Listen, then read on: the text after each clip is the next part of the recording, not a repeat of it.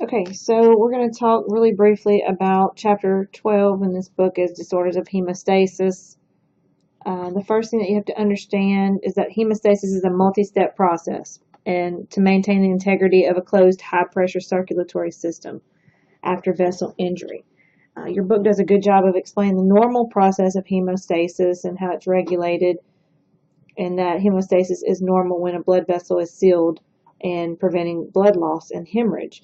So again, I would encourage you to kind of go back and read that section on blood coagulation and hemostasis in your book. But I start off giving a brief overview of platelets because what we're going to talk about is a lot of disorders of platelets. And so if you don't understand what they do normally, you can't understand how to care for somebody if they're not functioning properly.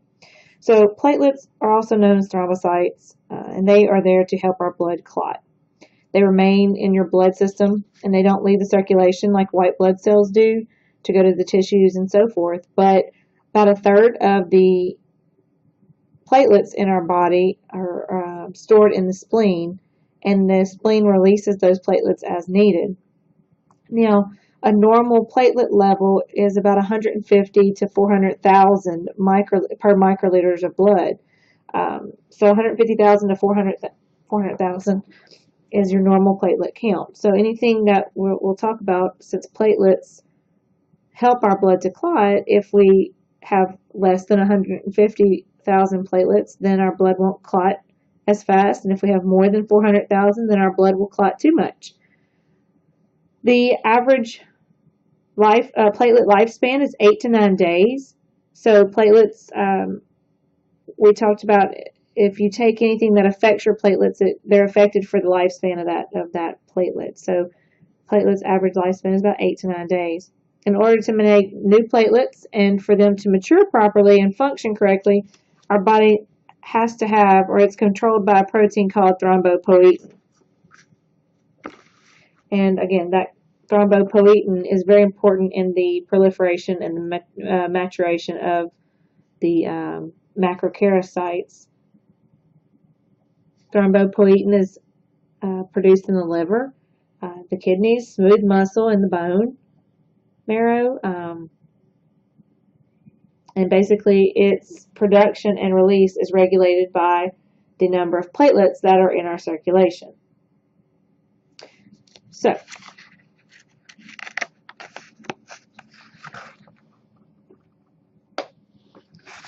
let's focus on thrombocytopenia.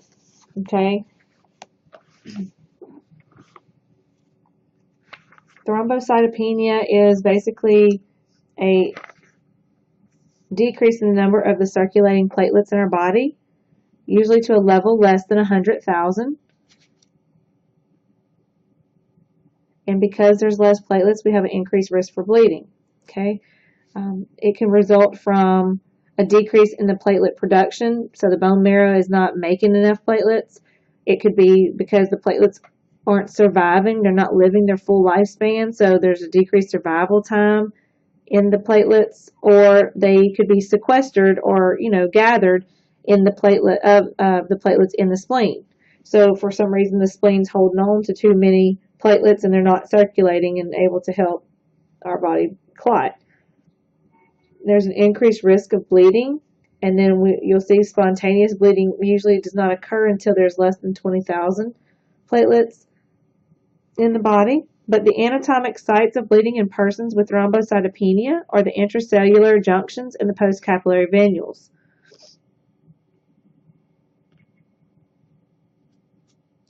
You need to understand that common sites for the spontaneous bleeding from platelet disorders are usually the skin, the mucous membranes, the nose, mouth, GI tract, uterine cavity, and a lot of times we'll see patients, when we talk about in just a bit, we talk about another disorder you see a lot in OB patients after they deliver. So low platelet counts can affect a multitude of patients. We see, again, you can see bleeding from pretty much any of the orifices, the mucous membranes, or mouth, nose, the skin, those kind of things. The next slide shows you, when we talked about some of the manifestations, the petechia, you need to be familiar with that. Petechia is just like pinpoint hemorrhages in the body, so the little capillaries are bursting. Petechia is characteristic of thrombocytopenia, anything that increases too much pressure. You'll also see purpura, which is kind of just like petechia, but they're larger areas. It's like a area of bruising under the skin. This picture here shows a larger area of the purpura. These are purpura. And these pinpoint ones are like the petechia. And same thing in here, you'll see scattered throughout. Epistaxis is another word for nosebleed. Petechia are usually seen exclusively in conditions of platelet deficiency, so when there's not enough platelets there.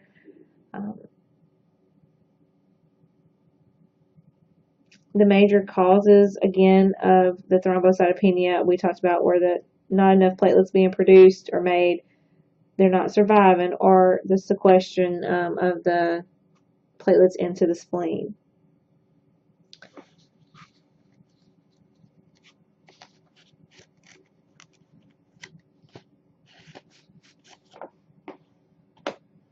So, drug-induced thrombocytopenia. You got to understand that some drugs cause an antigen-antibody response, and they activate the immune response to cause a platelet destruction. Some of those drugs are sulfa antibiotics, drugs called quinine, or you can also heparins. Those are different types of drugs that you might see this occur with. These drugs act as a hapten, and they induce the antigen-antibody response. Okay, and so in persons with drug-associated thrombocytopenia, there's a fall in the platelet count 7 or more days after the initiating the therapy with that drug when you initiate it the first time. And the reason it doesn't occur right away is because their body has to build an antibody to the antigen that it's exposed to. And so you'll see that response takes quite a while on the first initiation of the drug. But it could be 2 to 3 days if they've already had that drug and had a reaction and we give them that drug again. So 2 to 3 days after resuming therapy with the same drug. The platelet count will then rise if you discontinue the drug. So you'll see a fall in the platelet count with the first encounter of the drug, usually about 7+ days, or 2 to 3 days if they've already been exposed to that drug and they've built up antibodies against it. It will act a lot quicker, and the platelet count will fall quite quickly. But as soon as we stop the drug, we'll notice that there's a rapid rise in the platelet count.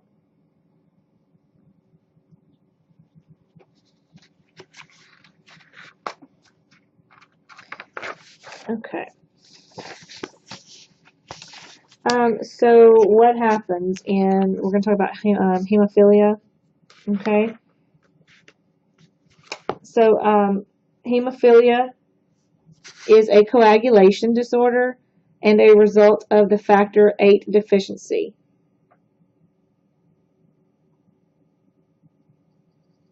We know that it affects 1 in 5,000 male live births, and that it's an X-linked recessive disorder that usually results from the body not making enough of the factor VIII. Bleeding occurs typically in the soft tissues, in the GI tract, the hip, knee, elbow, ankle.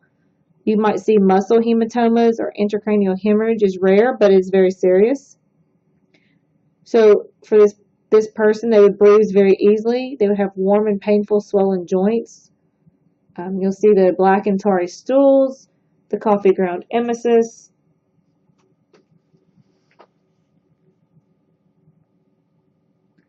When we talk about this being a disorder or a coagulation disorder, factor VIII is a coagulant protein, and the functional portion of factor VIII is produced by the liver and the endothelial cells.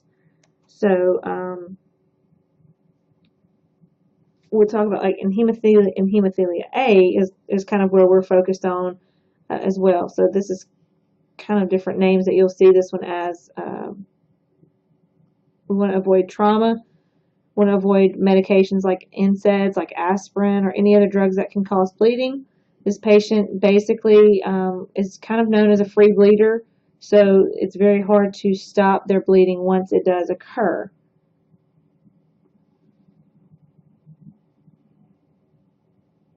Approximately 90% of persons with hemophilia produce insufficient quantities of the factor, and 10% produce an actual defective form.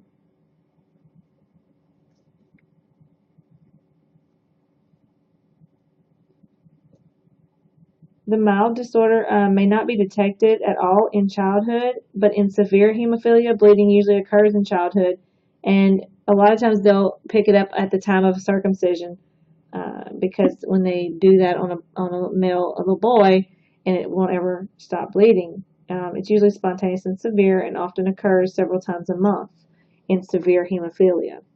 So, this person will be anemic. They'll be losing blood quite often if they're bleeding out. They have prolonged nosebleeds, and dental hygiene is very important for these patients. Okay, so I'm going to use your book a little bit to kind of explain the DIC, or disseminated intravascular coagulation.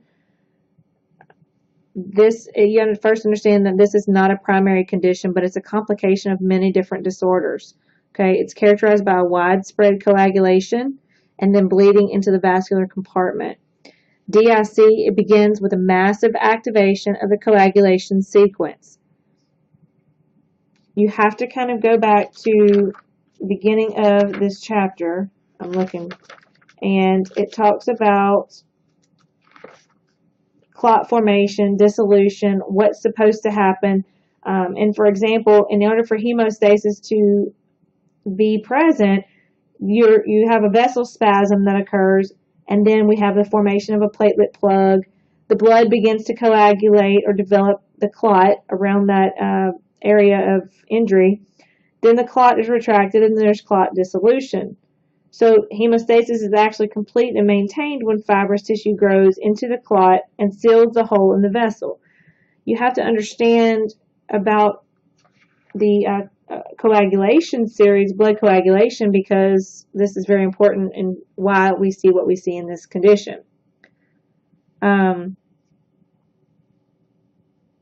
Okay, so DIC, again, begins with a massive activation of coagulation sequence, leads to fibrin deposition and formation of thrombi in the microcirculation of the body. And what that means is that there's multiple sites of injury or spasms, or it's necessary that the thrombin and the fibrin are produced. And so we have lots of this forming in the body.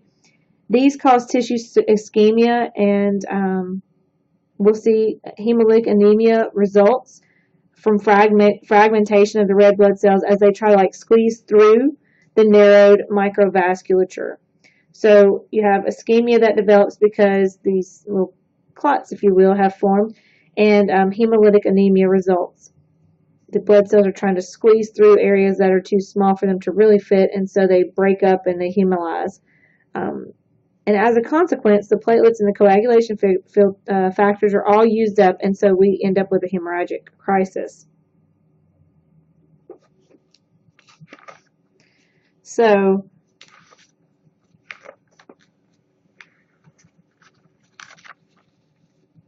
okay, so going back to, thinking about what that means, you have an infection or inflammation of the body that occurs.